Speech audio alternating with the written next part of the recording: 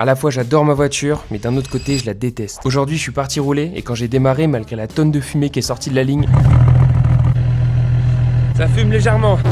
J'ai enfin mon voyant moteur qui s'est enlevé, sauf que 30 minutes plus tard, le temps de faire un petit tour dans la caisse, une petite pause entourée de moutons et le voyant s'est rallumé, j'y comprends que dalle. Pourtant j'ai bien décrassé la vanne EGR, mais rien à faire, le voyant refait comme avant. Je vais finir par commander un kit de suppression pour définitivement enlever cette foutue vanne EGR et je serai tranquille. D'ailleurs apparemment ce serait pas déconnant d'enlever les clapets d'admission de ce que vous m'avez dit. Je sais pas du tout comment faire, mais si ça te tente de me revoir faire de la mécanique de galérien, dis-le moi en commentaire et je commanderai les pièces qu'il faut. Mais malgré tous ces défauts, ça reste une caisse de folie. Avec ses 204 chevaux sur les roues arrière, il y a de quoi s'amuser. Mais au vu du brouillard qu'il y avait aujourd'hui, j'ai préféré retourner m'entraîner en toute sécurité dans mon simulateur et pour ça j'ai repris le drift avec une M2 de 800 chevaux, un tracé avec des points de clipping et en vrai je suis plutôt content de mon amélioration. Mais juste après j'ai pris le nouveau Assetto Corsa Evo pour voir ce que ça donne et vu qu'on avait le choix de notre première voiture, j'ai pris une Honda S2000. J'adore cette caisse, un châssis exceptionnel et surtout une propulsion. Après elle a malheureusement pris un sacré coup dans ma session, mais c'était quand même un pur plaisir de rouler avec sur le NURB. Je crois que dans les prochains jours je vais essayer de pousser au max mon niveau sur ce nouvel Assetto Corsa, donc si t'as envie de voir ça, hésite pas à t'abonner. Et en attendant, demain je retrouve une autre 46 mais légèrement meilleure, donc abonne-toi si t'as envie de voir ça et moi je te dis à demain pour le jour 194.